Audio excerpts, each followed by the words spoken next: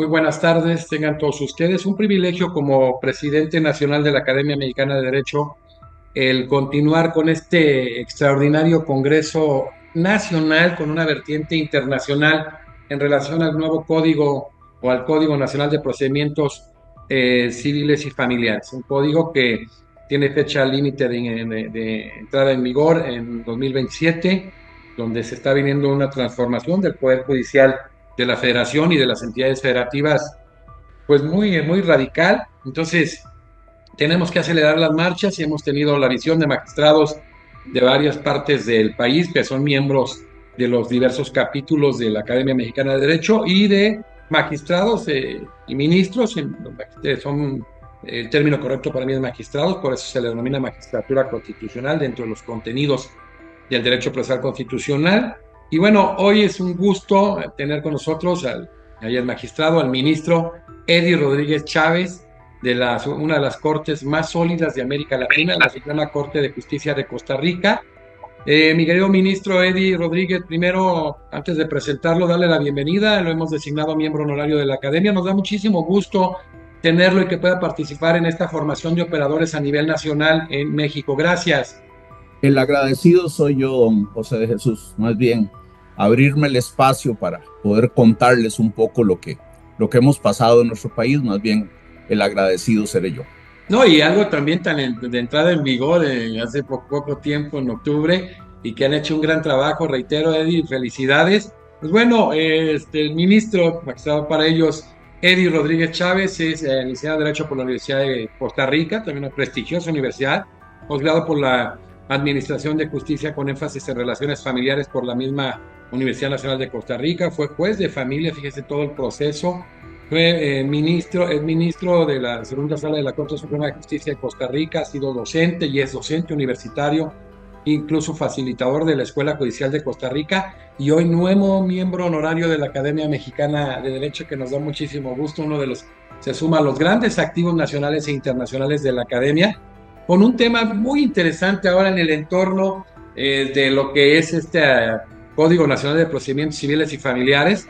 Con relación ya habíamos tenido originalmente en la apertura al magistrado, al ministro Miguel Ángel Fernández del Tribunal Constitucional de Chile, que nos habló del tema de la oralidad en su país, y ahora el ministro Eddie Rodríguez Chávez aborda un tema denominado Retos y desafíos de la justicia costarricense ante la entrada en vigor del Código Procesal de Familia hace apenas un mes. Felicidades. Iniciamos la palestra de usted, mi querido ministro. Adelante. Reiterarles el agradecimiento a todos y todas por el espacio y por la designación para acompañarlos hoy. Para mí es un enorme placer desde la experiencia costarricense. Ahorita les contaré un poquito más sobre lo que hemos venido haciendo, pero hemos pasado un proceso muy propio de nuestras Latinoaméricas, ¿verdad? Donde para llegar a lo que llegamos hoy, prácticamente transcurrieron 4 décadas. Ahorita les contaré un poquito más. Yo siempre he creído que el escucharnos entre nosotros, a veces creemos que somos muy diferentes, pero tenemos muchísimo más cosas que nos unen. En lo jurídico he tenido afortunadamente la dicha de haber tenido espacios con jueces y juezas, abogados y abogadas litigantes de Chile para hablar de los problemas de niñez, y nos damos cuenta que son los mismos que tenemos en Costa Rica. He tenido la oportunidad de compartir con colegas mexicanos para hablar del tema de violencia intrafamiliar, exactamente los mismos problemas. Y así recorremos toda Latinoamérica, pero de alguna manera todos nos creemos que podemos innovar sin volver a ver a los demás y que nuestras experiencias y nuestras propuestas van a ser las soluciones. Y a veces cometemos ese error de no volver a ver a los otros lados, porque a veces vemos experiencias que de pronto nos parecen muy buenas, muy innovadoras y resultaron un fracaso en un país similar al nuestro. Entonces, De pronto no quiero cansarlos un poco con contarles cómo quedó nuestro código. Para efectos ilustrativos les voy a contar ahí Pero Eddie, algunas fíjate, perdón, cuestiones. este ejercicio de derecho global, de derecho comparado en nuestra América Latina, parece que no se entiende. Qué bueno, ahorita que estamos en la reforma judicial, ver lo que ha funcionado y lo que no, porque tenemos el común denominador. O sea, qué bueno que haces ese análisis. No quería meterme, nunca me gusta meterme, pero ese es fundamental. Yo creo que nada, no nos parecemos mexicanos más a nadie que los amigos de Centroamérica. Somos los mismos.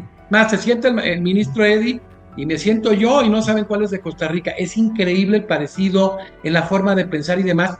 ¿Por qué ahorita que haces la radiografía, imitar o hacer ejercicio con relación a normativas, a estructuras, a instituciones que han fracasado en nuestra América Latina y no ponderar los puntos que han funcionado? Adelante, perdón, me gustó mucho ese aporte.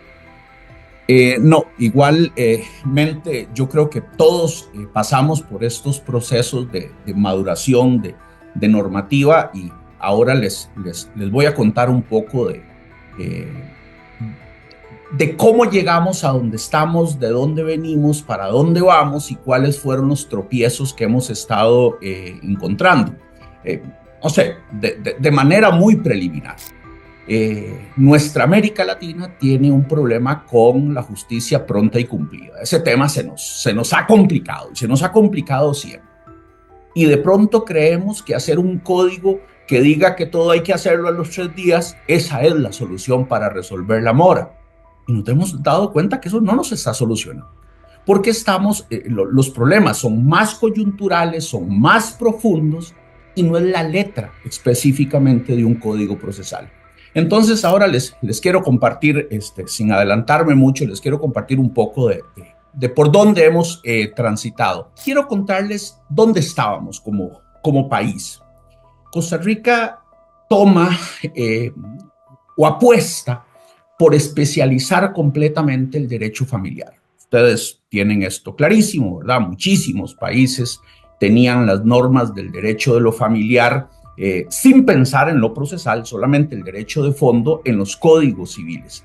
Costa Rica apuesta por separar ese código o esa regulación del derecho familiar y hacer un código propio, específico del derecho familiar. Esto se logra en Costa Rica en 1973. El año pasado cumplimos 50 años de tener un código de familia separado de las regulaciones del derecho civil.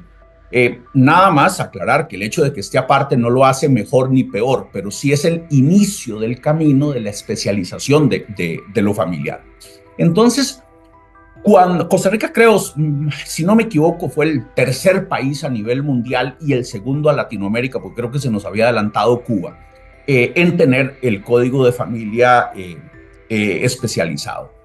Cuando en la Asamblea Legislativa se discute ese proyecto que dio vida después al Código de Familia, la comisión redactora recomienda 2 cosas. Uno, aprobar el proyecto de ley, que efectivamente se aprobó, y la otra recomendación, en 1971, 72, por ahí, la otra recomendación es designar una comisión redactora de un código procesal para ese código de familia que se estaba creando. Esto lo que significa es que nosotros, desde hace 51 años, en nuestro país, se vio la necesidad de tener normas procesales especializadas para abordar el conflicto de lo familiar, empezando a entender en ese momento que las reglas procesales para discutir temas patrimoniales se nos iban a quedar cortas.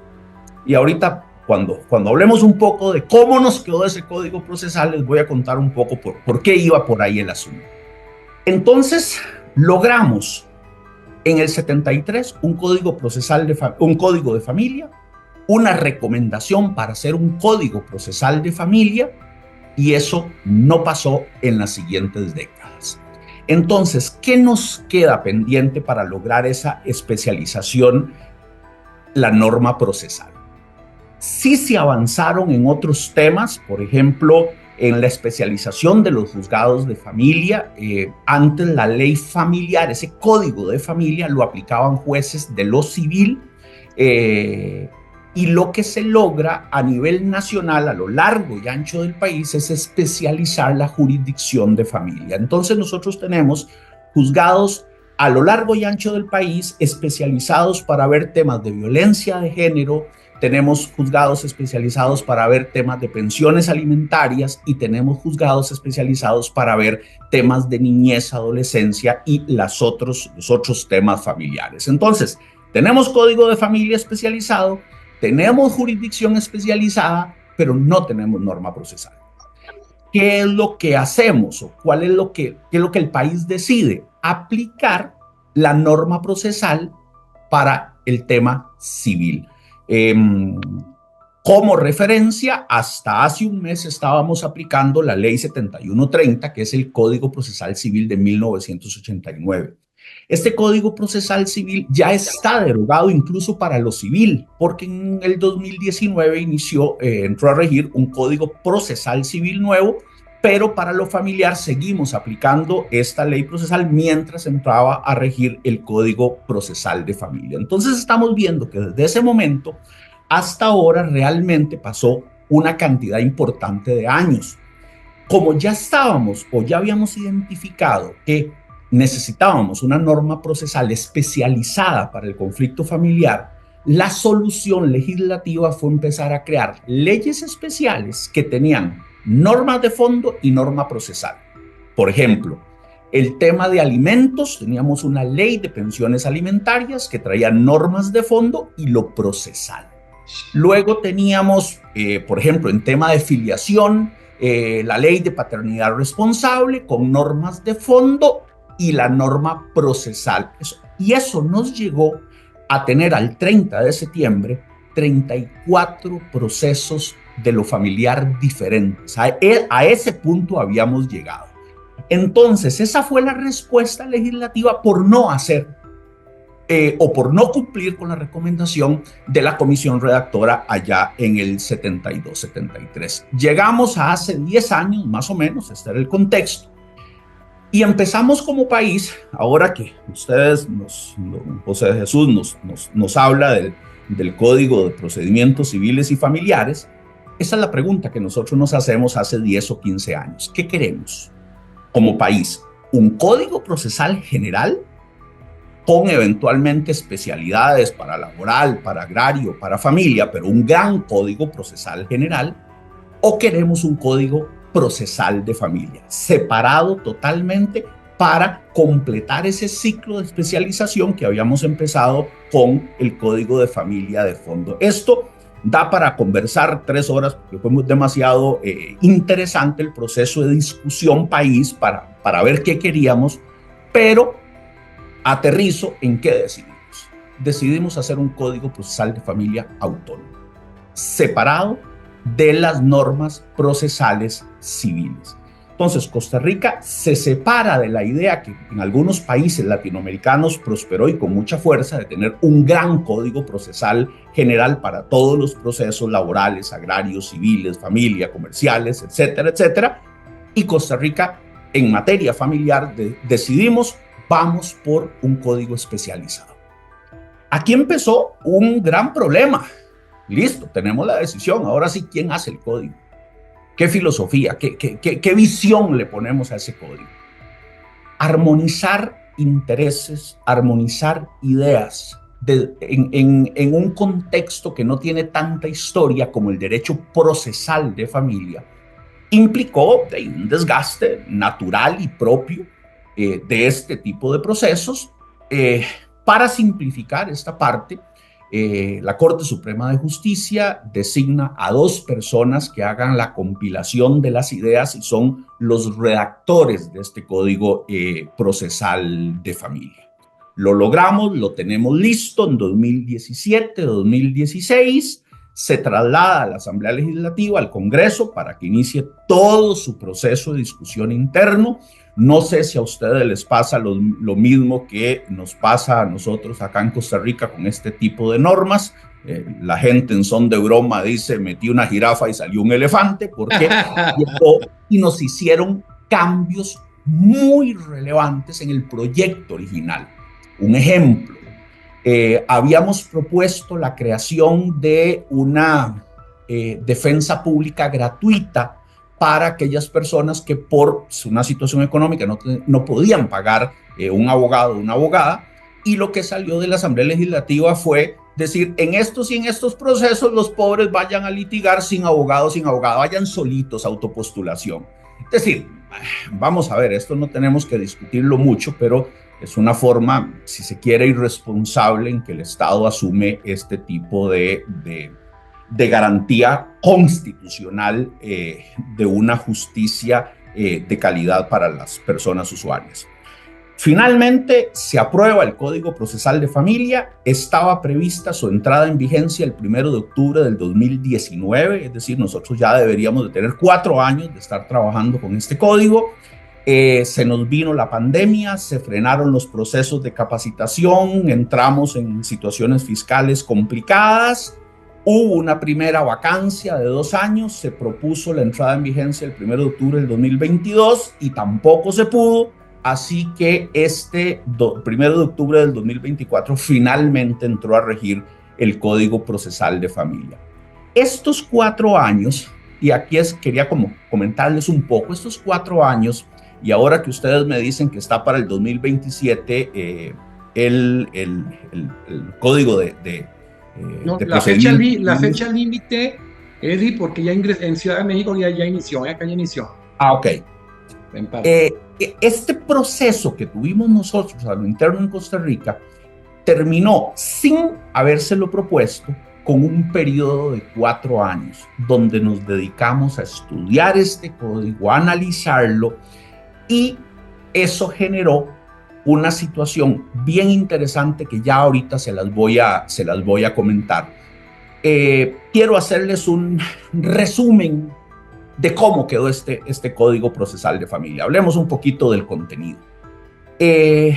Como era fundamental, porque era lo que explicaba el por qué nos separábamos del Código General o del Código Procesal General y nos quedábamos con un Código Procesal de Familia autónomo, tenía que ver con el planteamiento de los principios. Entonces, el código le mete, digo yo, mucha profundidad a la visión filosófica ideológica. Yo les diría a ustedes que ustedes se leen del artículo 1 al 11, que es donde está el marco filosófico, ustedes ya entienden por dónde va el código. Entonces, este código propone temas como ausencia de contención, es decir, todos los procesos los vamos a llevar a un espacio donde le bajemos la contención.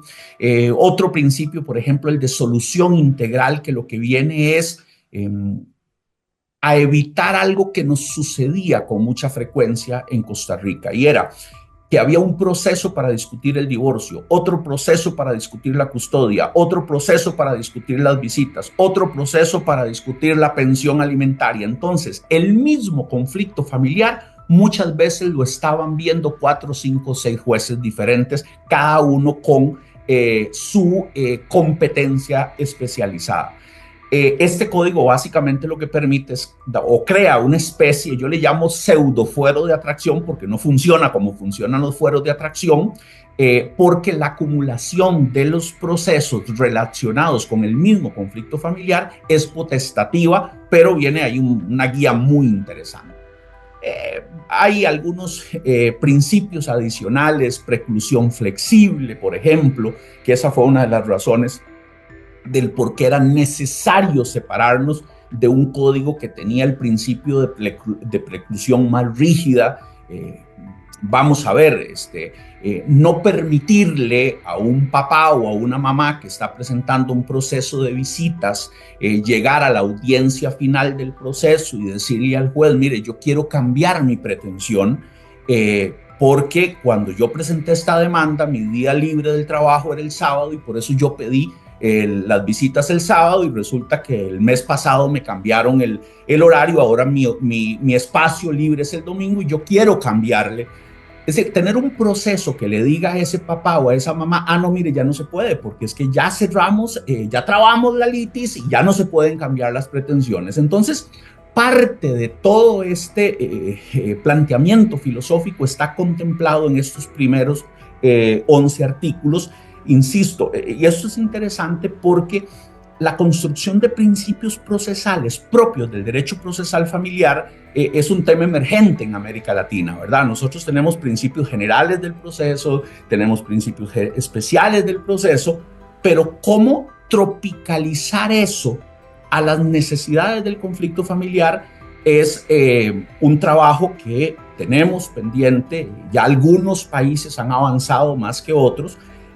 Incluso yo diría algo interesante, que es construir doctrina, construir principios. Es decir, de pronto recogemos una necesidad, la trasladamos a la doctrina de manera seria y podemos empezar a hablar de principios emergentes del proceso de lo familiar.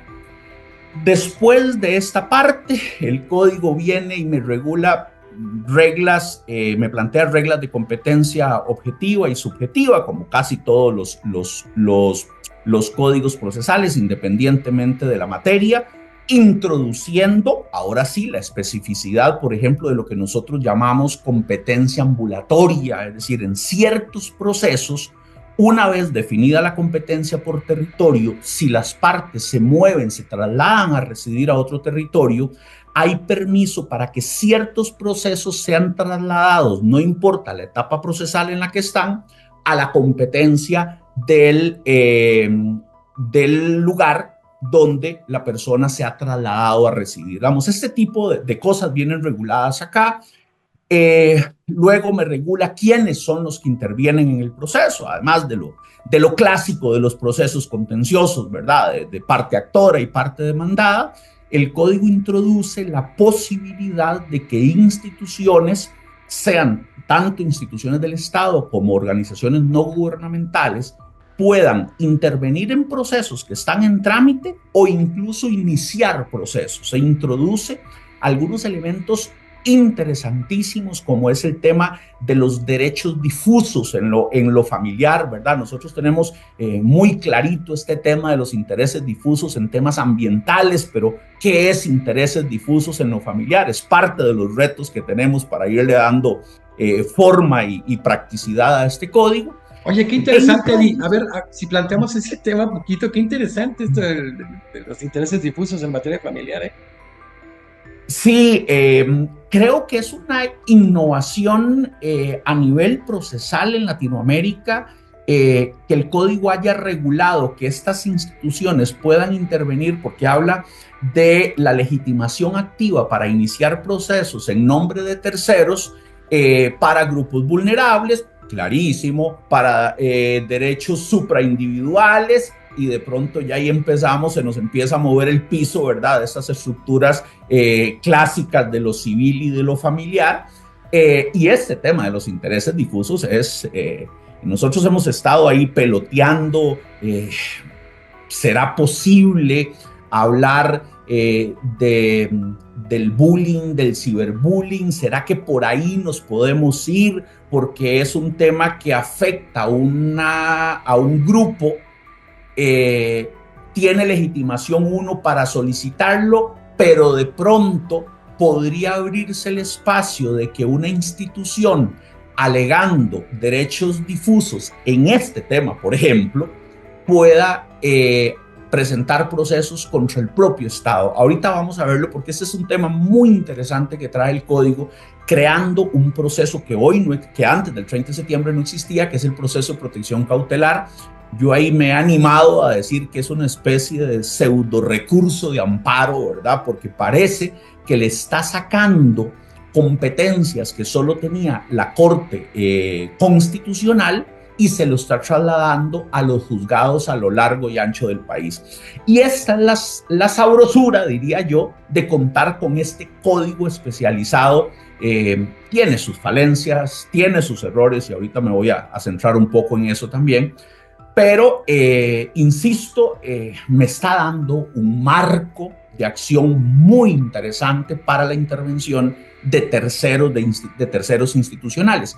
Y aquí también introduce en este capítulo de partes e intervinientes la autorización para que un familiar pueda intervenir en el proceso, que antes del 30 de septiembre estaba vedado, es decir, yo no puedo ir a intervenir al proceso donde mi hermano y mi cuñada se están divorciando, eso, yo no puedo entrar ahí,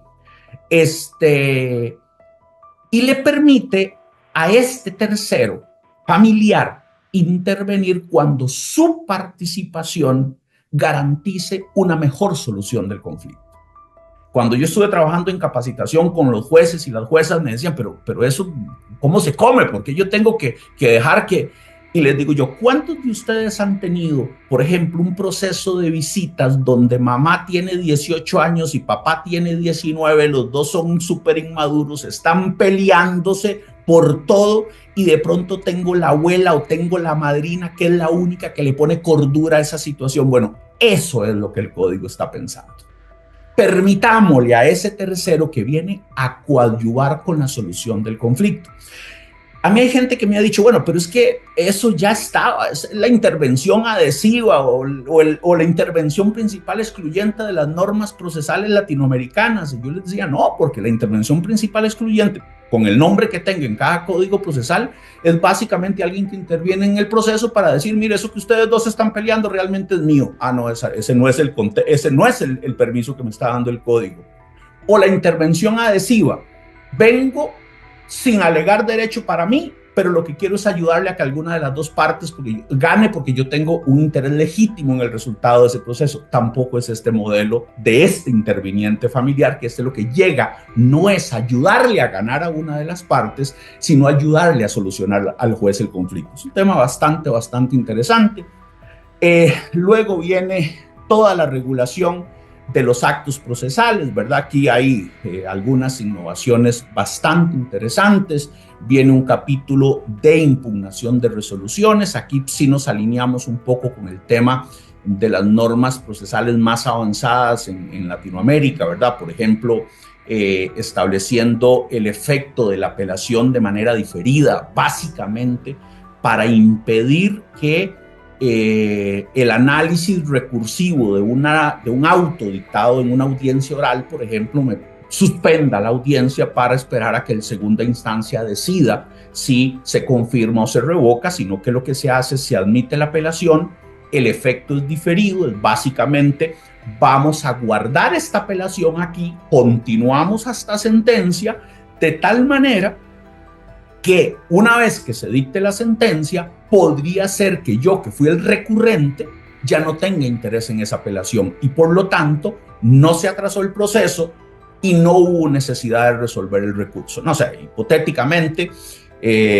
por aquello de que conozcan la figura pero con otro nombre, básicamente, no sé, imaginémonos que en una audiencia oral yo ofrezco una prueba como abogado litigante que creo que es fundamental para el proceso, el juez me la rechaza, yo apelo esa resolución del juez, el juez me dice, ok, le admito su apelación, pero vamos a seguir con la audiencia hasta que esto tenga sentencia. Resulta que en la sentencia el juez me dio la razón, quedó convencido de que lo que yo había firmado era cierto, pero no por mi medio probatorio, sino por otro medio que lo convenció. Entonces, ¿cuál es el sentido de que se pronuncien si había que admitir o no aquella prueba? Esto facilita el avance del proceso, frenando un poco algunas de las prácticas o algunas de las estrategias que a veces se tenía, no necesariamente por una estrategia malsana, ¿verdad? De pronto puede ser porque el mismo diseño procesal, al recurrirse una resolución, por ejemplo, como esta le decía, el rechazo de prueba, podría eventualmente constituirse en uno de los elementos que hacen que nuestra justicia sea más lenta. Hay una regulación muy interesante sobre el tema cautelar. No solo me regula las medidas cautelares típicas, ¿verdad? Todas adaptadas al derecho familiar, ya no son aquellas propias del derecho patrimonial o de características patrimoniales.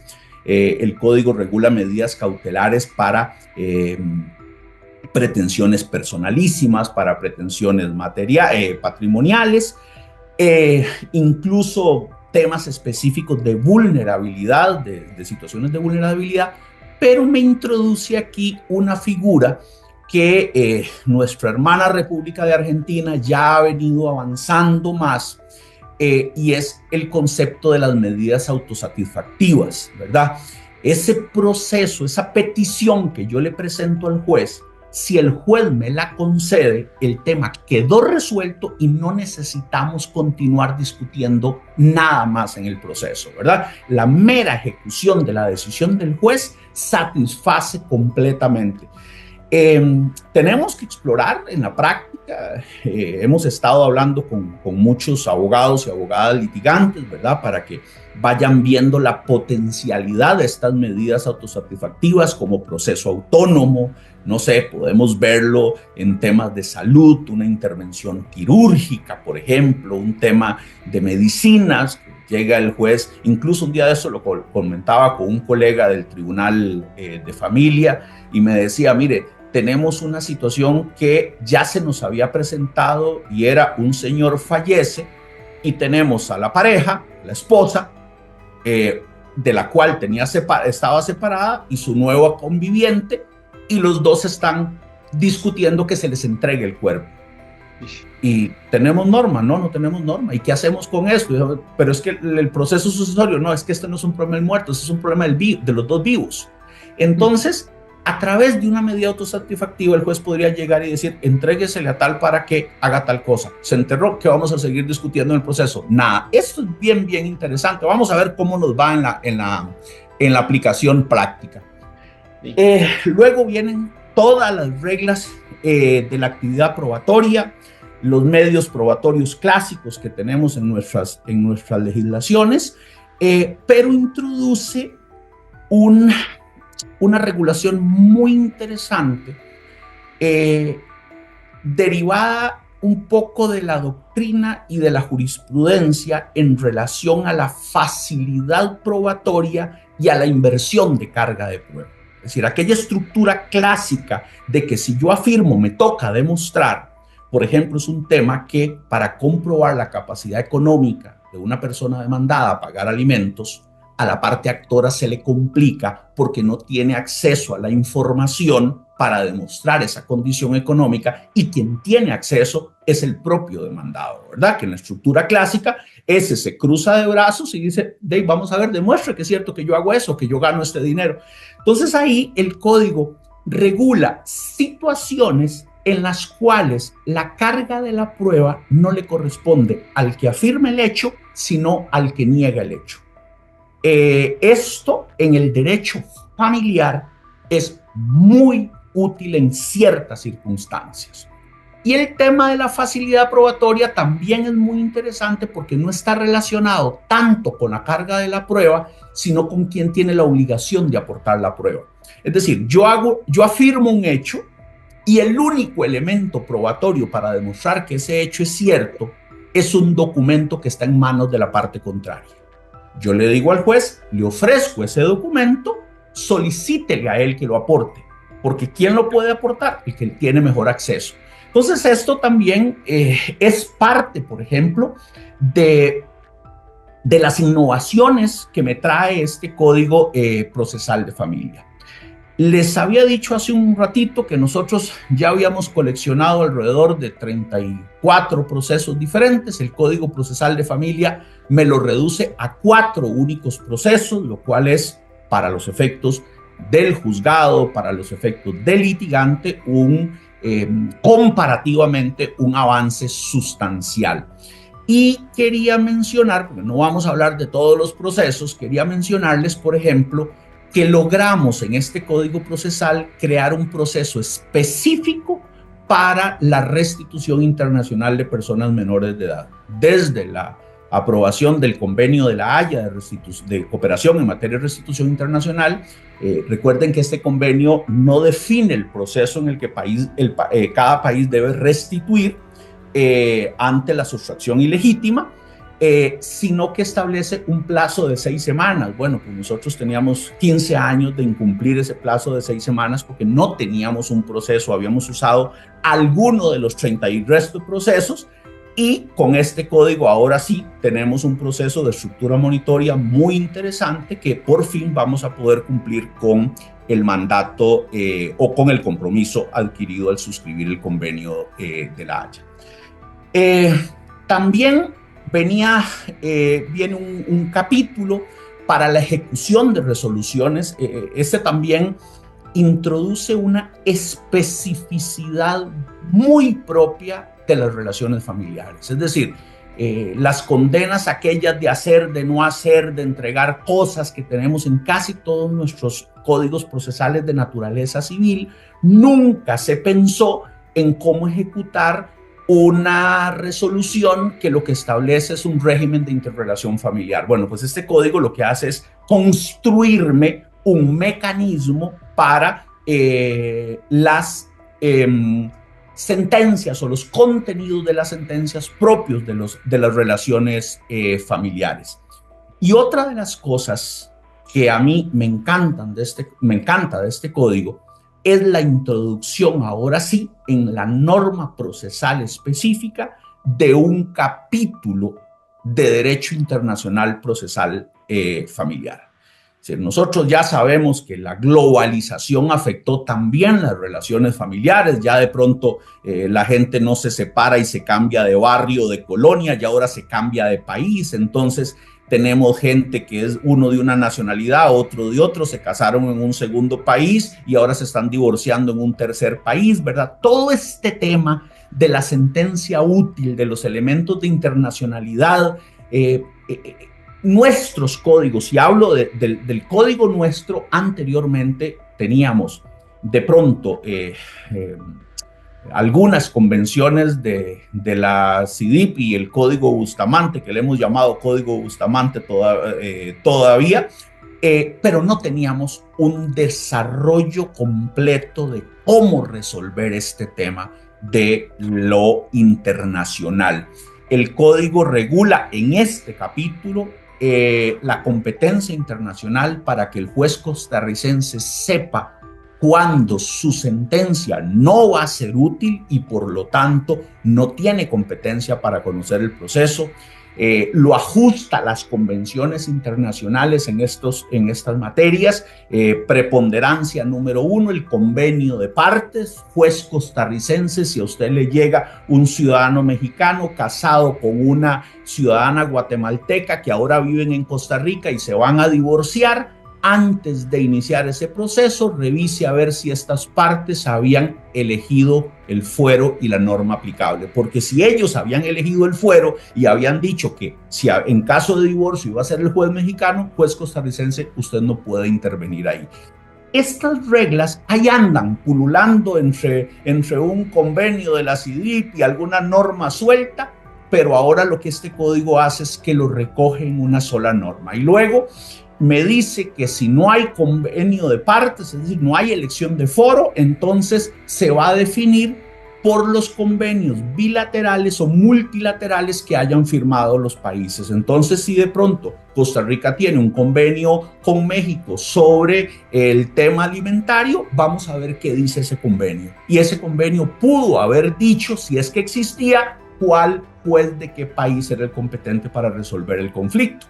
Y luego me dice el código, si no hay elección de foro, si no hay convenio que me resuelve el tema, yo le voy a dar la lista. Y me dice, para el divorcio el competente va a ser este, para la adopción va a ser este, para las medidas cautelares en materia de niñez va a ser este. Es decir, el código me hace un desarrollo como yo pocas veces he visto en normas procesales de este nivel. Entonces, este código tiene este capítulo de competencia internacional muy bien desarrollado. Se aprovechó el contexto para hacerle una reforma al Código de Familia para incluir también en el Código de Fondo la ley aplicable también cuando se dan estos elementos de internacionalidad. Y finalmente el código regula el procedimiento para la ejecución de sentencias o de resoluciones extranjeras. Y termino con esto, porque creo que le había prometido 40 minutos y ahí estamos. Está excelente, excelente. Aquí viene un problema. Si ustedes han visto por ahí, este código entró a regir el 1 de octubre y hace 3 días lo reformamos. Ya tuvo su primera reforma y una reforma sustancial. Entonces hay gente que me ha dicho, bueno, ¿ese código era tan malo o qué es lo que pasó? Bueno, resulta, como les decía ahora, que estos 4 años, como el código entraba a regir en 2019 y terminó, en 2020 y terminó entrando a regir en el 2024, tuvimos 4 años para hacer un estudio profundo de la normativa. Y ahí empezamos a encontrar que habían temas que podían estar muy bien pensados, pero de pronto era una visión muy romántica de la justicia familiar. No lo digo de manera despectiva porque al redactor del código, a quien le tengo un enorme cariño, se lo he dicho. Les voy a poner un ejemplo. Don José de Jesús, el artículo que le envié para la revista es específicamente de este tema. Excelente. ¿Qué fue lo que pasó? Que la redacción del Código Procesal de Familia llevó la oralidad a un punto límite. ¿Cómo? Estableciendo que el acto de defensa, es decir, la contestación de la demanda, tenía que hacerse de manera oral. Incluso con una contrademanda, una posible contrademanda oral. Y ahí la parte actora que había demandado, si lo contrademandaban, ahí tenía que responder de manera oral. Es decir, el proceso resolutivo familiar se diseñó con 2 grandes audiencias. Se presenta la demanda, si todo está bien en cuanto a requisitos y en cuanto a competencia, en lugar de trasladar la demanda para dar un periodo de contestación por escrito, lo que la norma proponía era convocar a las partes a una audiencia inicial. Y en esta audiencia inicial íbamos a intentar primero una conciliación, claro, coherente con el principio de ausencia de contención, y luego, si fracasaba la conciliación, parte demandada proceda a contestar la demanda. Vamos a ver, eso es parte de lo que les hablaba al inicio. Desde mi perspectiva, iba a ser un desastre. ¿Por qué? Una cosa es contestar una demanda con la intención de lograr la salida del país de una persona menor de edad, donde el hecho 1 es que tuvimos el chiquito y el hecho 2 es que su colegio va a un festival de básquetbol en Guatemala y queremos que el chiquito pueda salir del país. Y otra cosa es presentar una demanda contra 15 sociedades anónimas, personas jurídicas, solicitando la nulidad de traspasos fraudulentos para evitar derecho de repartición de bienes en el matrimonio. Es decir, yo perfectamente puedo tener una demanda compleja de 300 hechos. Yo no sé si alguien se imaginará cómo es contestar una demanda de 150, 200 hechos de manera oral. Y acto seguido quiero contrademandar. Y tengo que contrademandar y tal vez tengo que contrademandar incluso hasta terceros que no están en el proceso en ese momento. Y la vez pasada, don José de Jesús, cuando participaba en este seminario, el ministro de Chile, que hablaba un poco del tema de la oralidad, yo pensaba, cuando él hablaba del alcance de la oralidad en los procesos, y yo decía, y en Costa Rica que decidimos que el acto que garantiza el derecho de defensa, donde empieza el derecho de defensa, que es en la contestación de demanda, el código dice hagamos esto de manera oral. Parte de la propuesta de reformas, me correspondió ser corredactor de este proyecto de ley para reformar esta parte. Mira, felicidades. Y traernos esa contestación oral a la contestación escrita, convocando a la audiencia, ya habiendo contestado la demanda y resuelto las excepciones procesales previas que dan por terminado el proceso o tienen la posibilidad de dar por terminado el proceso, e ir a la audiencia inicial a discutir los otros temas, manteniendo la lógica del código, la lógica filosófica doctrinaria, pero sacando y regresando la contestación a una etapa escrita. Esa reforma finalmente fue aprobada por el Congreso de la República y salió publicada hace 3 días, don José de Jesús, en el artículo que le mandé. Todavía no había estado. Exacto, hay que adaptarlo, mi querido Eddie. Sí, Sí, porque qué interesante, ¿eh? Porque la elección del método de debate es la oralidad, pero no es de que ya por decreto se vayan rapidísimo los procesos. sí, entonces lo que sucedió fue que nosotros en este proyecto de ley sacamos la contestación oral para trasladarla a la contestación escrita, pero en el proceso resolutivo familiar, que es el proceso contencioso por excelencia que trae este código. Pero el código sí le dejamos contestaciones contestaciones orales para otros procesos. Entonces, desde el 1 de octubre en adelante, teníamos un proceso, teníamos un código procesal donde todas las contestaciones eran orales en audiencia. A partir de hace 3 días, que se publicó en el diario oficial la reforma, el Código Procesal de Familia quedó con una parte, unos procesos de contestación escrita, pero mantuvimos la contestación oral para otros procesos menores, lo cual va a ser muy interesante porque incluso en el artículo que le mando, parte de lo que planteo es, el tiempo nos dirá si nos equivocamos o si corregimos. Está muy interesante, ¿eh? Es muy interesante desde el punto de vista de la oralidad, a dónde llevarla al límite. Y no, y un buen laboratorio para América Latina, ¿hasta dónde llevar al límite? En extremo la misma oralidad, ¿eh? Sí, entonces eso es lo interesante, ¿verdad? Entonces hicimos, son varias las reformas, pero quería concentrarme en dos. En esta que les contesté de modificar la contestación oral, la contestación escrita para el proceso contencioso principal, y luego hicimos unos ajustes al modelo de conciliación. En simple, el modelo de conciliación que traía el Código Procesal de Familia era, vamos a intentar siempre una solución alterna, preferentemente a través de la conciliación. Pero sabemos que las relaciones familiares tienen con muchísima frecuencia altísimos grados de desigualdad de poder, provocados por muchas razones, desde lo económico, pasando por lo económico, pasando por lo social y terminando por el tema de la violencia de género. Entonces, la propuesta que entró a regir el 1 de octubre, básicamente lo que decía era que se iba a potenciar la conciliación, era prohibida la conciliación cuando estábamos en situaciones de desigualdad de poder, salvo que el acuerdo favoreciera a la víctima.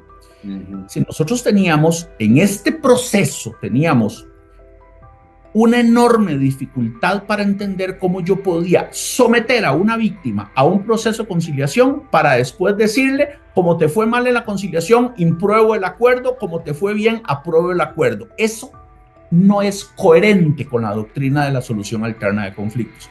¿Qué fue lo que le hicimos a este artículo 9 en esta reforma? Que es lo que ya está vigente, insisto, desde hace 3 días.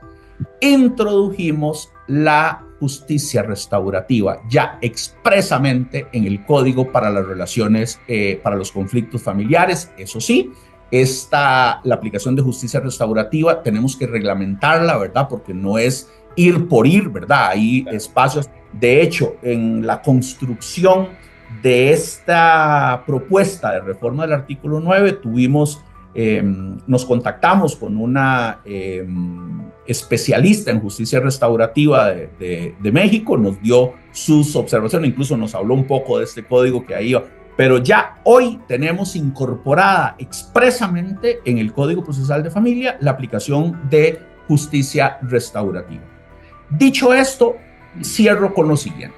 Teníamos un mes, a hoy tenemos 1 mes y 2 semanas de tener rigiendo el Código Procesal de Familia. Por primera vez, Costa Rica tiene un código diseñado, pensado para resolver el conflicto familiar.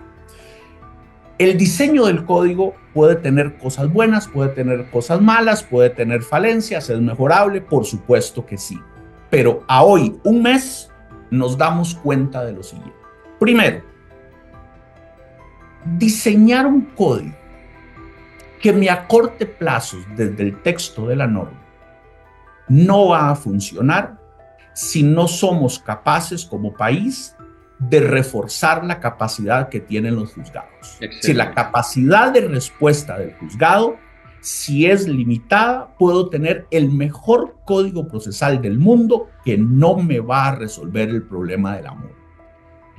Cuando nosotros hablamos del problema del rezago, del tema de la mora o como lo llamen en cada país, es decir, Sí. ¿qué es lo que quiere el ciudadano?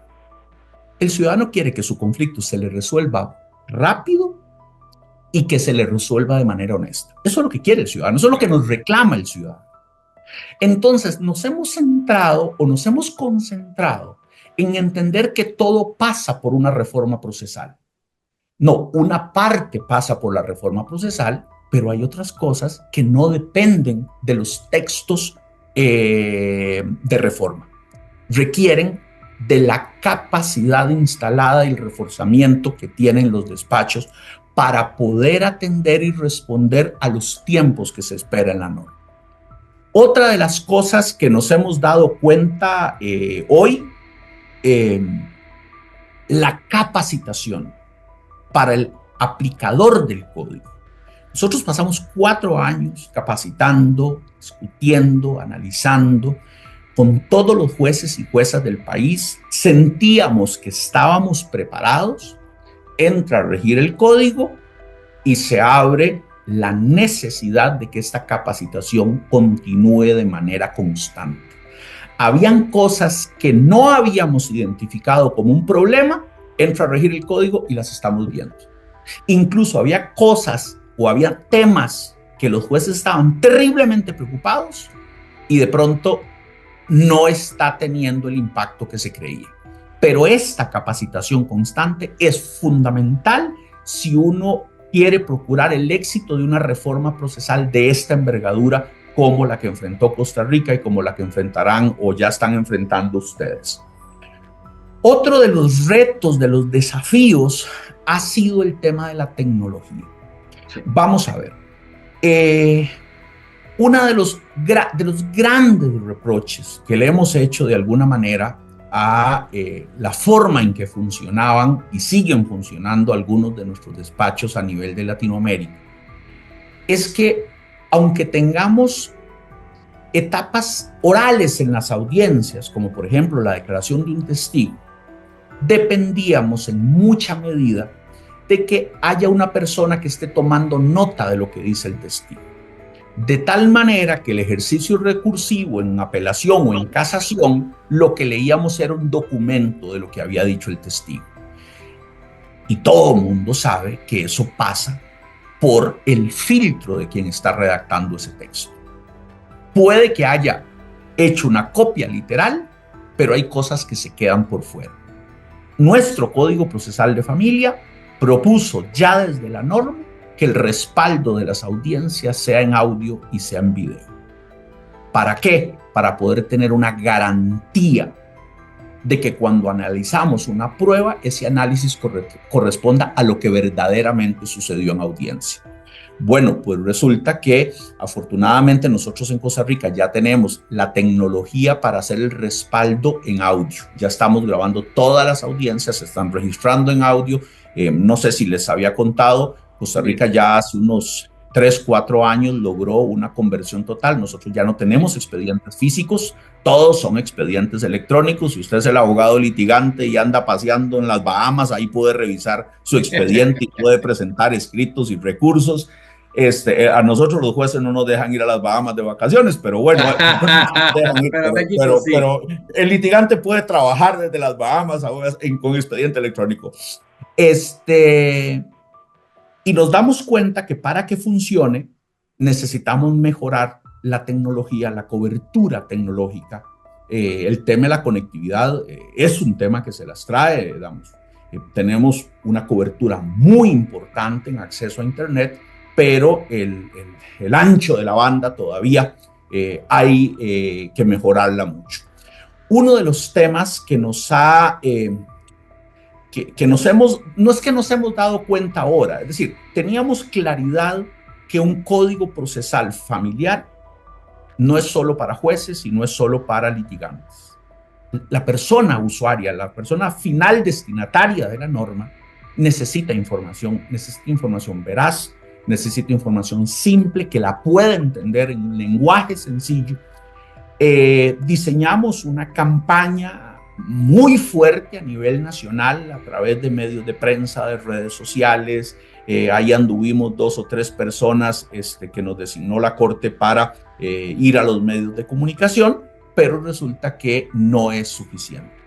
La persona usuaria requiere un mecanismo más agresivo para conocer la esencia del nuevo texto.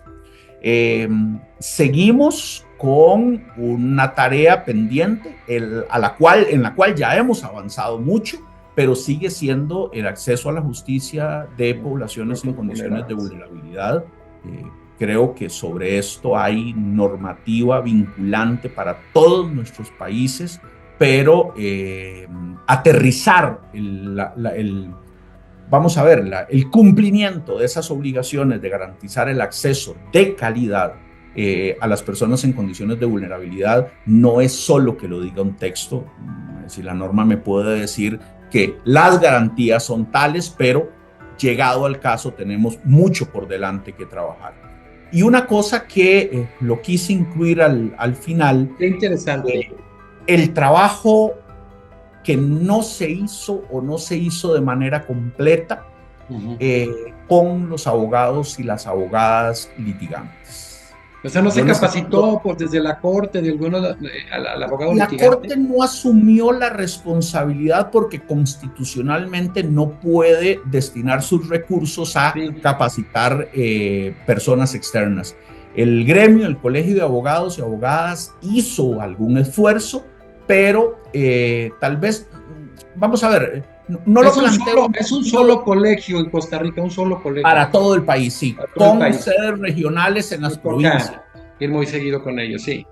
Sí, lo que al final nosotros estamos notando en este mes y resto es que hay muchos abogados litigantes que se capacitaron por su cuenta o asistieron a actividades de capacitación abiertas, pero hubo una cantidad importante de litigantes que no tuvo la formación suficiente, sea por falta de compromiso o por la razón que sea. Entonces nos están llegando audiencias y no saben cómo ejercer los derechos procesales, que este código me los cambia totalmente, porque todo aquello que durante muchos años hicieron en la noche, con calma, llamando al que sabe, consultando, ahora me lo tienen que hacer en audiencia.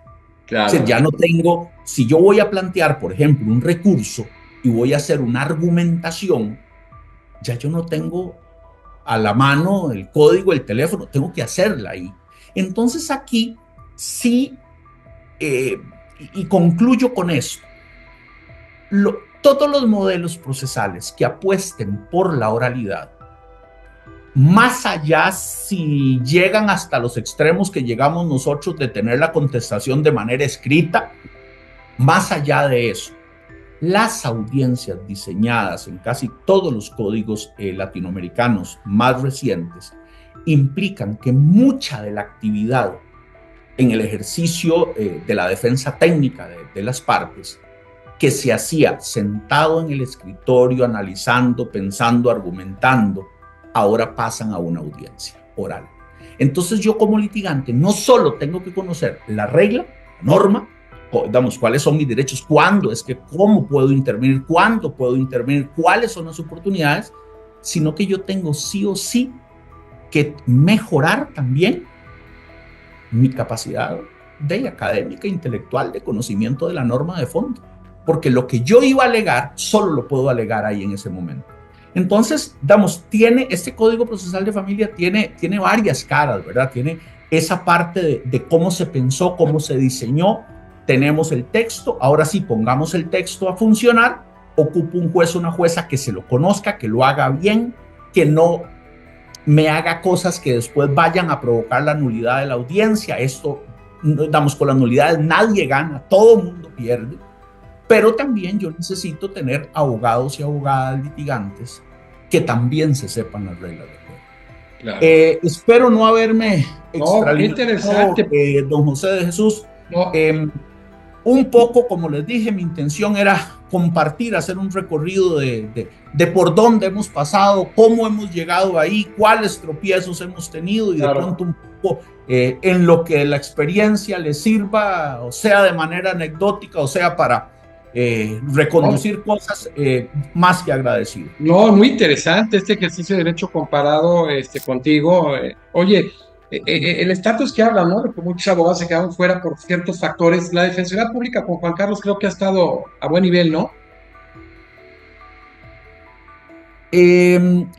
Sí, en Costa Rica la defensa pública pertenece a la Corte Suprema de Justicia. Algunos discuten que no debería estar ahí, igual que la Fiscalía, que no debería estar dentro de la Corte, pero bueno, tema orgánico. Así está, son las cosas. Sí, así está. La defensa pública en Costa Rica es una dependencia del Poder Judicial con abogados y abogadas dedicados exclusivamente a la defensa técnica en procesos. Inició para atender procesos penales. Buscando básicamente que ninguna persona fuera condenada sin asesoría legal por no tener los recursos económicos para contratar quien lo defendiera. Y luego se extendió a pensiones alimentarias en favor del acreedor. Quien demanda pensiones alimentarias en Costa Rica puede pedir la asistencia técnica de la defensa, y ahora se extendió también a poblaciones indígenas. Ahí ambas partes, no importa el proceso, y estamos incursionando un poco con el tema de niñez. Con la defensa, en todo el proceso de capacitación del código tuve un muy buen acercamiento con don Juan Carlos y con Carlos Pérez Murillo. Sí. Entonces, la defensa ha sido un aliado estratégico, diría yo, para el buen funcionamiento de la defensa. Excelente. Sí, Juan Carlos acaba de terminar de presidir la Asociación Iberoamericana de Defensorías Públicas, muy talentoso. Oye, Eddie, bueno, vienen algunas preguntas de miembros del Consejo Directivo, pero rápido en este sentido, primero felicitar a temas de democracia institucional de las tres Américas. Bueno, Costa Rica es de los que también sobresale, junto a Uruguay, Chile, y eso que hayas participado tú como corredactor, que conoces en esencia estos temas, es un ejercicio bien interesante y muy importante, que falta que de alguna manera pulule en toda América Latina, y que en México, por ejemplo, para estas cuestiones del factor intrínseco, que es la estructuración, la arquitectura normativa, se puedan tener menos deficiencias, ¿no?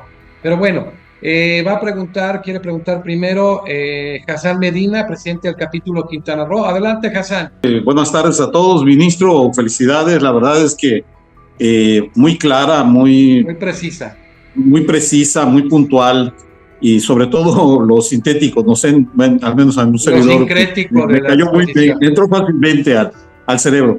Gracias. Mi intervención es sobre lo siguiente. Mire, en nuestro derecho aquí en México, específicamente en mi zona, en Quintana Roo, en un juicio familiar hay dos jueces, el juez de control y el juez del oral familiar, ¿ok? El juez de control es el que admite la demanda por escrito, y ya una vez precisado que todo está correcto, a la apariencia, el buen derecho, etcétera, lo turna al juez del oral familiar, que es el que va a dictar el derecho. Pero sucede que una vez que el juez del oral familiar dicta el derecho, dice, sí, ustedes se divorcian y la guardia y custodia es de fulanito, y el orden de visitas es para el papá así, la mamá así, etcétera, etcétera. Cuando dicta la sentencia, después de eso el juez del oral familiar desaparece de la vida de este juicio, de este expediente. Y como usted mencionó hace un momento, de que las cosas cambian, ¿no? Como aquella persona que dice, oye, yo quiero que el día de mi custodia, de mi visita familiar, sea el sábado, porque es el día de descanso, que ahora pues, ya me cambio, ya no es el sábado, ahora es el domingo. Las cosas van cambiando, van evolucionando, ¿no? Y resulta que después de todo eso, todos los incidentes que se puedan presentar son escritos. Ya no hay oralidad, ya no hay en un juicio oral. Ya después de que el juez del oral dicta el derecho. Bueno, pero hoy en el código del Estado, pues no dentro del Código Nacional, hay que aclararse. No, del código del Estado. Y todavía sí. Y eso se presenta, ¿no? Entonces, aquí la pregunta básicamente es, ¿cómo se puede aportar, cómo han visto esta cuestión que en la práctica sucede, ¿no? Si en el poco tiempo que tiene implementado, se acaba de implementar. ¿O cómo lo previeron? Le agradezco de antemano su respuesta, muy amable. Gracias. Adelante, ministro Eddie. Sí, muchísimas gracias por su consulta, porque me permite y me tomo Eddie, con esa aclaración, espacio. que son todavía, acuérdate que son entidades federativas Estado, lo que son Sí, provincias en Argentina, y hay código todavía no entra en vigor en todo el país. sí, no, lo que quería comentarles es que eso me permite recordar algo de las cosas muy buenas que tiene este código nuestro. Eh, otro día hablamos de todas las cosas malas, pero No, hoy pero voy sí a hay que tirarle hacerlo porque flor. vamos a hacer un ejercicio en mesas, México, Argentina, Cuba, en tema de implementación. Ahí te vamos a invitar, Eddie, ¿eh? La, el tema de la ejecución de de las sentencias judiciales, el Código Procesal de Familia lo reguló de una manera muy interesante. No como funcionaba en el tema civil, que la ejecución depende de la acción de las partes, es decir, el juez dictó la sentencia y se desentendió del tema.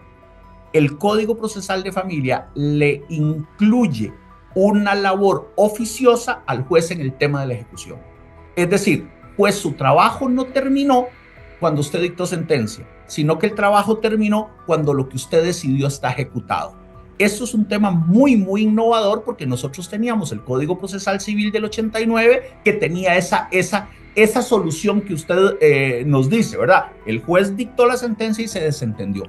Eso, ya su trabajo terminó. Con el Código Procesal de Familia no, pero introdujo un tema interesantísimo, que es la tutela de la realidad, y aquí es donde pido permiso para Sí. extenderlo, porque esto me parece muy Adelante, por favor. La tutela de la realidad en la fase de ejecución. Y lo que dice básicamente el código es que si a mí me piden la ejecución de una sentencia relacionada con custodia, relacionada con visitas o relacionada con administración de bienes de personas menores de edad, en esos tres escenarios, si me piden la ejecución y desde el día en que se dictó la sentencia ha transcurrido un tiempo considerable, y aquí mucha gente decía, pero ¿por qué no me dijo 3 años? ¿Por qué no me dijo 1 año? ¿Por qué no me dijo 4 años? ¿Por qué me puso a mí a decidir qué iba a ser tiempo considerable? De una cosa es un régimen de visitas de un niño de 3 meses de edad, 6 meses es un montón de tiempo, y otra cosa es unas visitas de un chico de 15 años y que hayan pasado 2 años. No es lo mismo, por eso el código hizo esto. Entonces, lo interesante es que este juez, a quien le corresponde garantizar la ejecución de esa sentencia, tiene un permiso para no ejecutarla. ¿Por qué? Y vean qué interesante. Lo que le dice al juez es, usted decidió algo sobre un tema medular en la vida de esta persona. Pasó un tiempo. Yo necesito, juez, que usted revise si esa sentencia sigue siendo útil y sigue siendo necesaria. Entonces, le dice al juez, vaya, revise qué está pasando. Y aquí hay 3 escenarios. Que yo le di la custodia a papá porque mamá estaba en un tema de adicción. Y ahora llego y me doy cuenta que mamá está peor. Ya no solo no llega a los fines de semana, sino que se desaparece un mes. Entonces el juez determina que la ejecución sigue siendo necesaria y ejecuta. Pero puede ser que el juez llegue y se encuentre que esta mamá ahora es una lideresa comunal contra las drogas que apoya a las mamás. ¿Por qué? Porque tuvo un proceso de rehabilitación y ahora tiene una relación fantástica, ideal con su hijo. Entonces el juez tiene, sin cometer delito, la autorización del código para decir esta sentencia no se ejecuta. Es un tema que al menos yo no lo conocía en otra normativa procesal. Lo he medio visto un poco en doctrina, pero, y eso es otra vez a lo que he insistido desde el inicio, ¿verdad? Cuando tomamos la decisión de que no íbamos con el Código Procesal General, era porque era muy difícil meter estos temas en un código procesal bajo la lectura clásica, bueno, al menos para nuestra realidad costarricense. Entonces, don Hassan, espero haberle contestado. El código es un abordaje de ejecución oficiosa. Este juez no se me desentiende del caso, tiene que garantizar el cumplimiento, incluso con esta observación de que podría ser que a una sentencia que bajo todos los principios constitucionales de administración de justicia debería ser de ejecución obligatoria, el juez tiene un permiso ya desde la propia norma para no ejecutarla, si algo ha cambiado en beneficio del titular del derecho que se había analizado. Qué interesante, cómo esta dinámica se termina dando, qué interesante. Vamos a hacer esas mesas de algunos de los países de gente relevante que va a estar invitado para este tema de las reformas, que digo, la cubana que también fue, y que abordaste tú, el anterior código del 89, que fue un año importantísimo de reforma en Costa Rica, esa Constitución del 49, que vino la ley de coalición constitucional, vino la reforma a la Constitución. Qué año tan importante para ustedes, qué barbaridad. Mi querido Eddie, viene una pregunta ahora del juez, del presidente, que es presidente del capítulo Oaxaca, a mi querido maestro Jorge Luis Velasco. Adelante, Jorge Luis, por favor. Gracias, doctor. Bien, magistrado, ministro, es un verdadero privilegio escucharlo. La verdad es que... Bueno, se cerró. Toca usted temas muy importantes. Me llama la atención un punto en específico. En sus comentarios, desde luego que los comparto al 100%. En la cuestión de la recuperación de los menores, la recuperación internacional, yo tuve la oportunidad de ser juez familiar y me tocó una recuperación que fue bastante compleja en la operatividad y sobre todo en la aplicación del derecho interno con respecto a lo que establecía esta circunstancia. Me gustaría únicamente, para no extendernos mucho, que nos pudiera explicar cuáles son los pasos básicos a seguir que tienen ustedes para el cumplimiento de esta herramienta. Gracias, excelente, mi querido presidente del capítulo Oaxaca, Jorge Luis Velasco. Adelante, ministro. Sí, como les decía ahora, vamos a ver, la convención es la misma para todos, ¿verdad? Claro. El convenio de cooperación es el mismo. Ese convenio básicamente establece el procedimiento preliminar, ¿verdad?, entre autoridades centrales. El Código Procesal de Familia no lo cambia. El código regula básicamente dos cosas, además de todo lo que dice la convención. Uno, la posibilidad de que la autoridad central solicite medidas cautelares al juez costarricense ante una inminente solicitud de recuperación o de repatriación de un chico sustraído ilegítimamente en el marco de lo que el convenio entiende que es sustracción ilegítima. Entonces ese es el primer tema, ¿verdad? Ya específicamente ante el juzgado, la autoridad central, que de acuerdo a la convención, al convenio de cooperación, la solicitud de restitución internacional la puede plantear la autoridad central del país a donde fue trasladado ilegítimamente el chico, pero también puede solicitarlo la autoridad central del país de la residencia habitual. Entonces, cualquiera de estas dos autoridades centrales puede, esto es facultativo, ¿verdad?, solicitar aplicación de medidas cautelares, que pueden ser ubicación, puede ser una custodia temporal, ¿verdad?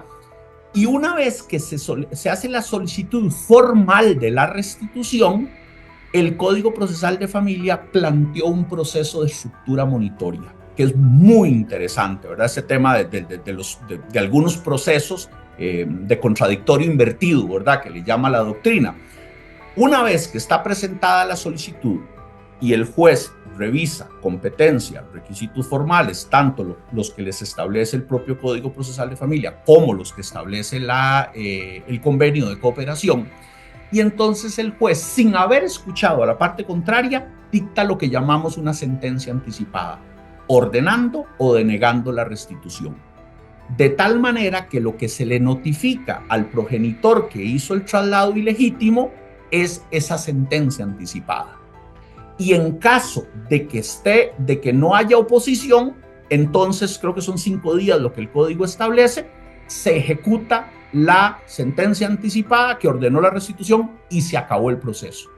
Y solamente si hay una oposición fundada, y cuando hablamos de oposición fundada, hablamos de los motivos que expresamente establece el convenio, como excepción a la restitución, solamente ahí se convoca una audiencia oral en un plazo de 15 días para resolver en esa audiencia oral la oposición. Y básicamente esta audiencia oral tiene 4 o 5 pasos muy marcaditos, ¿verdad? Primero vamos a intentar ver si se logra una conciliación. Si no se logra una conciliación, entonces se reciben las pruebas, se escucha a la persona menor de edad, se le otorga a las partes la posibilidad de emitir verbalmente conclusiones y la audiencia termina con el anuncio de la persona juzgadora de la parte dispositiva del fallo, es decir, cuál fue su decisión, si es denegar la oposición y por lo tanto ordenar el cumplimiento de la sentencia anticipada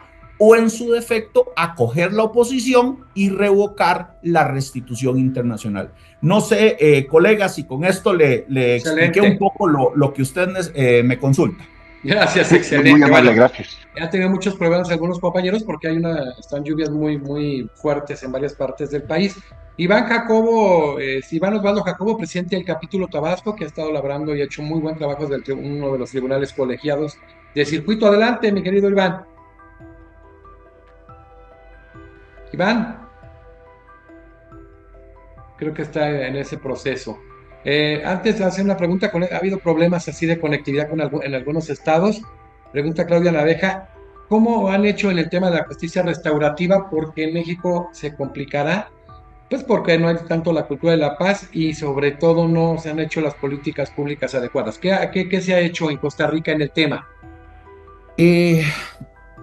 Vamos a ver, sobre el tema de justicia restaurativa, Costa Rica tiene varios pasitos adelante, Excelente. Lo cual nos facilita desde lo familiar la aplicación de justicia restaurativa. Primero, ya tenemos una ley de la República de Justicia Restaurativa Familiar, que es una ley marco, ¿verdad?, para la aplicación de la ley de justicia restaurativa. De hecho, en esta reforma al Código Procesal de Familia aprovechamos para modificar el artículo 5 de la Ley de Justicia Restaurativa que decía a qué aplicaba para que ahora también diga y a la materia familiar en los términos en que lo establece el Código Procesal de Familia.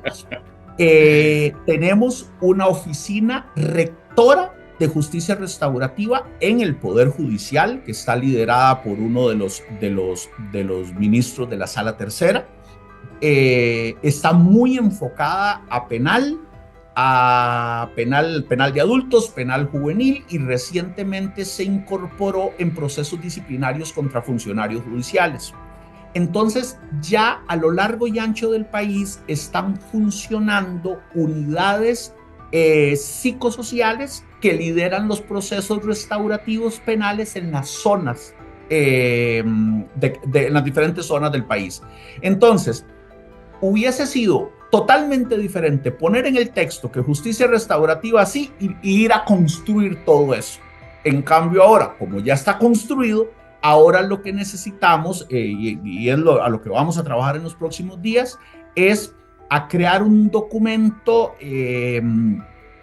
vamos a ver, un documento teórico del funcionamiento de justicia restaurativa en lo familiar, reglamentar un poco el tema para ya empezar. Yo no veo que vayamos a tener prácticamente ningún problema, pero insisto, el beneficio es porque ya teníamos todo la estructura legal y personal consolidada desde hace ya algunos años.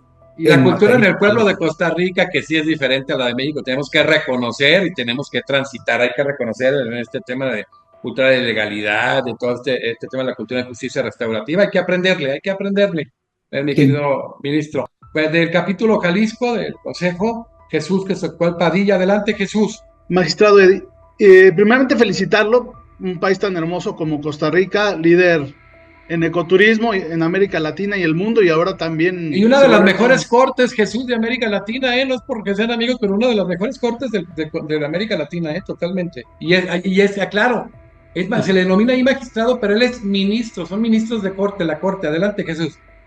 Ministro. En el marco del principio del derecho, hablaba usted de los nuevos, los derechos emergentes. ¿Cómo van a ser cuando entren en conflicto los principios de los derechos emergentes y los principios tradicionales del derecho? Cuando se estén juzgando las cosas. Creo que se corta. Sí, ¿Usted no lo ve como una situación que conflicto? Adelante, ya se quedó. Adelante, ministro. Sí escuchó la pregunta. entre la primera vez y la segunda vez creo que los ya hay derechos más emergentes, pues sí, cuando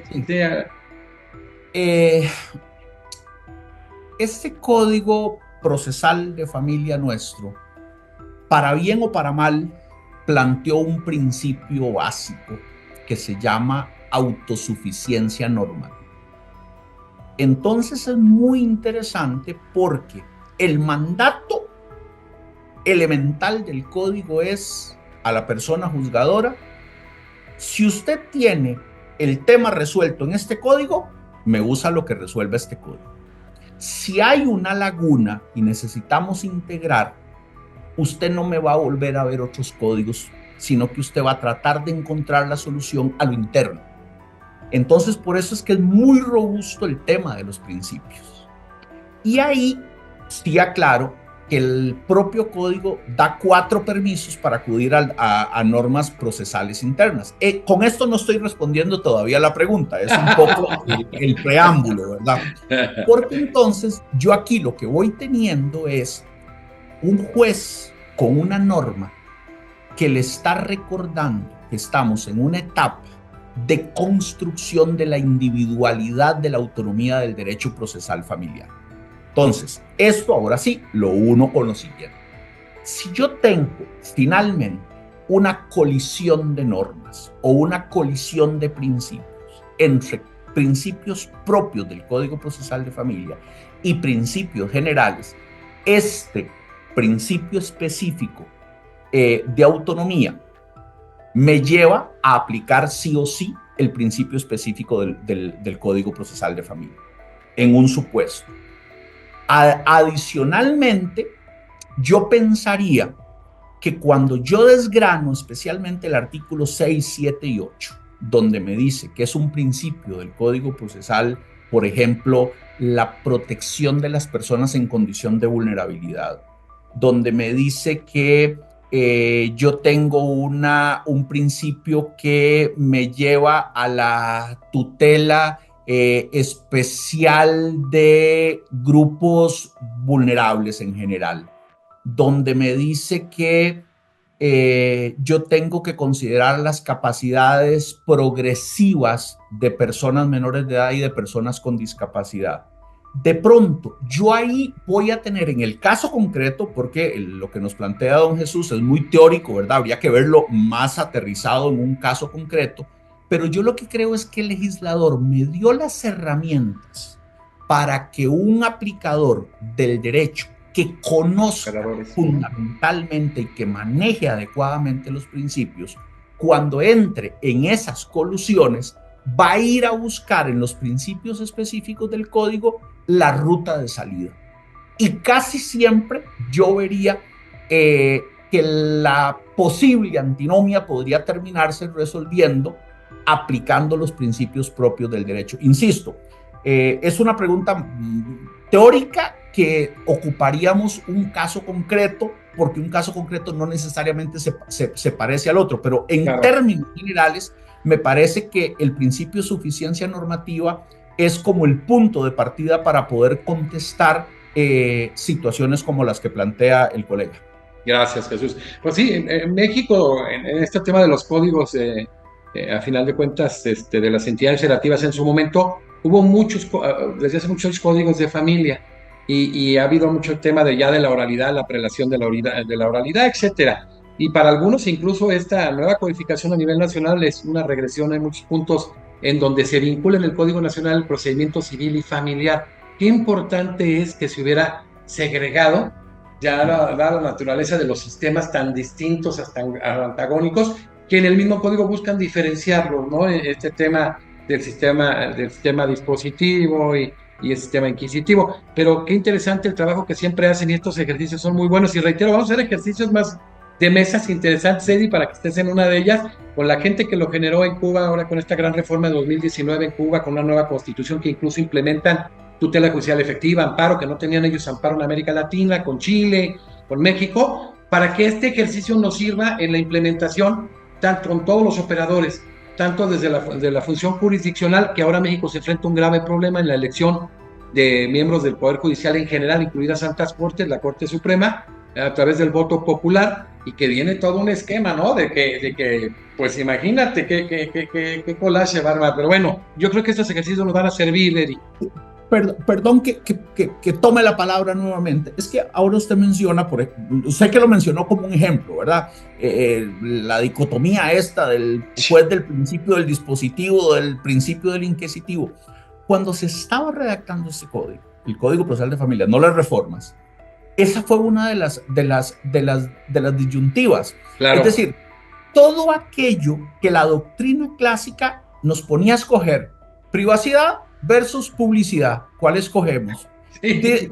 Entonces se empieza a construir, y se lo digo nada más como una anécdota.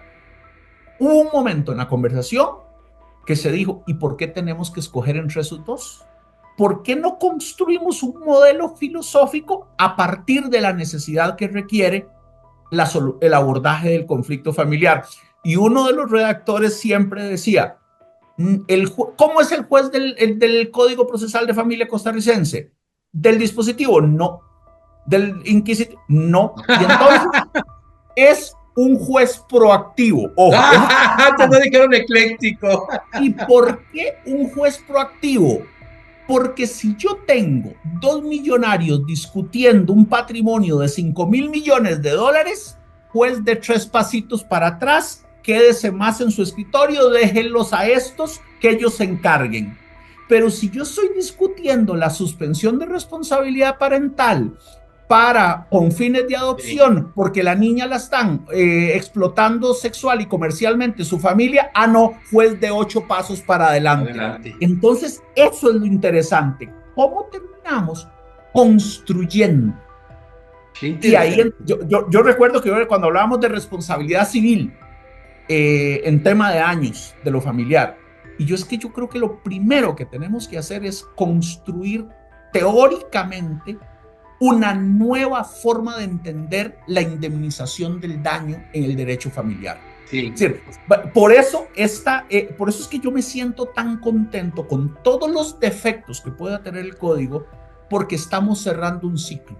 Sí. Ya tenemos un código de familia autónomo, tenemos jurisdicción especializada de familia, tenemos un código procesal de familia. Ahorita lo que sigue en los próximos años es construir y mejorar y reconstruir y mejorar. No, qué interesante, de verdad, qué interesante ya el código de familia. No, por eso digo, la idea me encanta de que esté como tal un código procesal de familia, que hubiera sido ojalá que más adelante sea un buen ejercicio, porque incluso desde la construcción y establecimiento de génesis de los criterios de la distinción del derecho público y privado, pues había diversas teorías desde ahí de partir, ¿no? De que del mismo Kelsen decía, no hay diferencia en este sentido, y luego ya había, pues claro, una corriente formal, una material, una orgánica, y luego ya te vas viendo a cada una de las ramas del derecho, el derecho privado, ya caray, el derecho familiar, el derecho civil. Entonces, este tipo de situaciones que nos está llevando la sociología urbana a la especialización, creo que vale la pena, pero qué bueno que se tengan extraordinarios jueces de familia muy formados, pero también en el tema de la defensa pública, pero también la defensa privada. Yo creo que hay que comprometernos todos. Muchísimas gracias.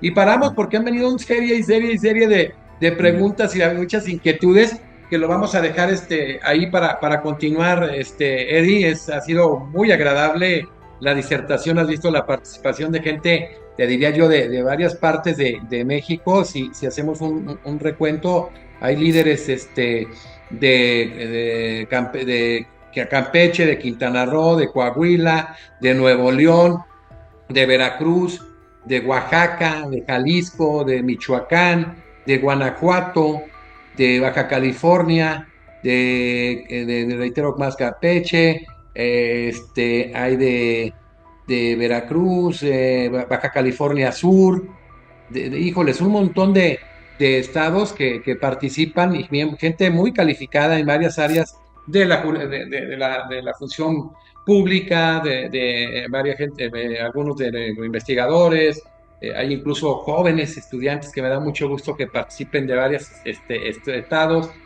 Ha sido muy, muy agradable perdóname, Lázaro, del Estado de México, que es muy proactivo, hablando de proactividad, discúlpame, Lázaro, mi querido Lázaro Rodríguez, un líder muy importante del Estado de México, de Ciudad de México.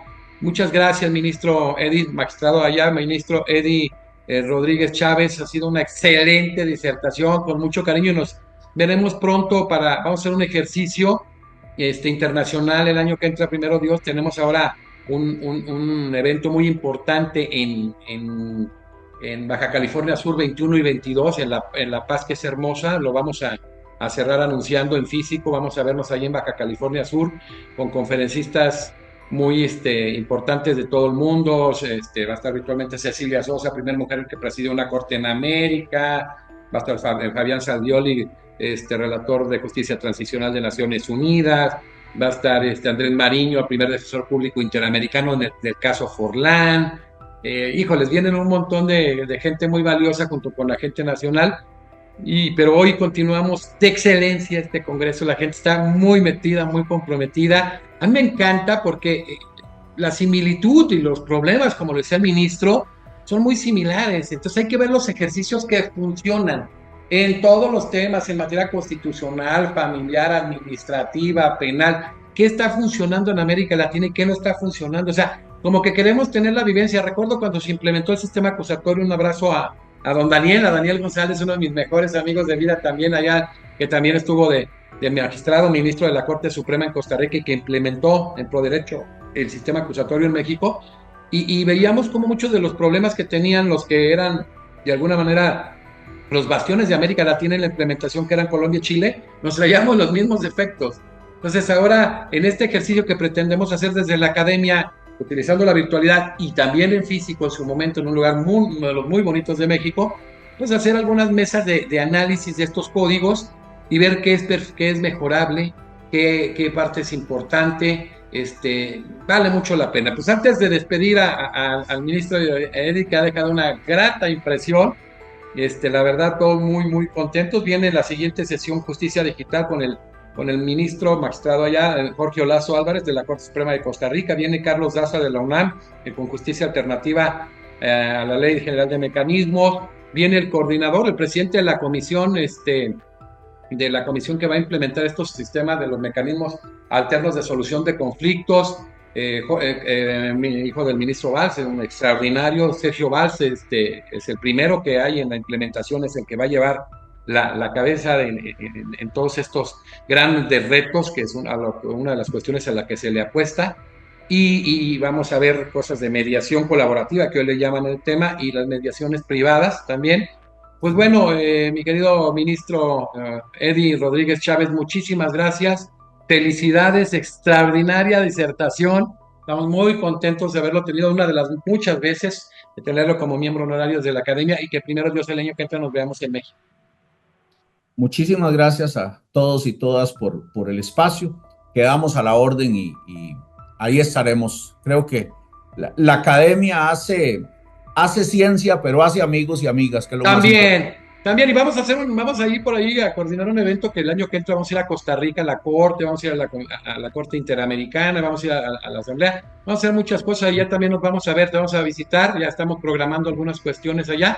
Y de nuevo, hoy despedimos al ministro Eddie Rodríguez Chávez, ministro, magistrado de la Corte Suprema de Justicia de Costa Rica y nuevo miembro honorario de la Academia Mexicana de Derecho. Un abrazo hasta San José. Hermoso, como decía uno de los amigos, el ecoturismo, pero la cultura de la gente, la educación, todo esto de que no hay ejército, todo este dinero que se dispuso para educación, para muchas cosas, y que incluso se dio un premio a un presidente que están alabando mucho en el mundo y mucha gente no le gustó, porque hay una vivencia democrática bien interesante en Costa Rica. Pues, bueno, gracias mi querido ministro Eddie Rodríguez Chávez.